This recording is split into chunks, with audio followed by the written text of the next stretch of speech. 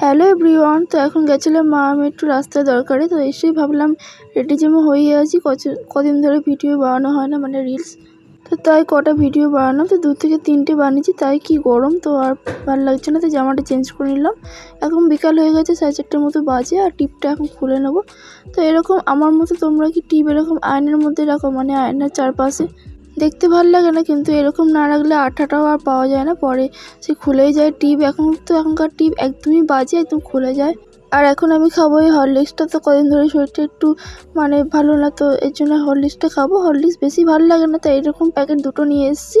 এই বিস্কুটটা দিয়ে খাবো এখন। তো এই যে হয়ে গেছে, এখন আমি খাই।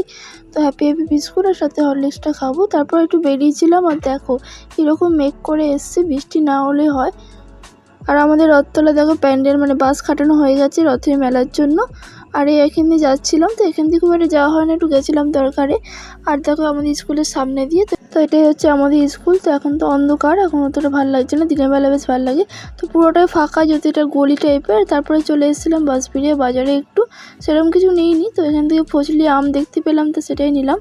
তো ফজলি আম তো এমনি 1 কিলোতেই 3টেতে 1 কিলো হয়ে গেছে, দেখো এত বড় বড় আম। আর নিয়েছিলাম হচ্ছে ঝিঙে।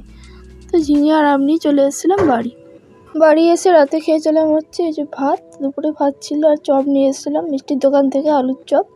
আর এই আলু ভাতের মধ্যে দেবো এখন জল।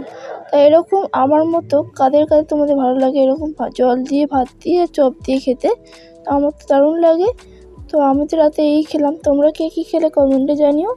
আর ভিডিওটি ভালো লাগলে লাইক, কমেন্ট, শেয়ার করে আমার পাশে থেকো।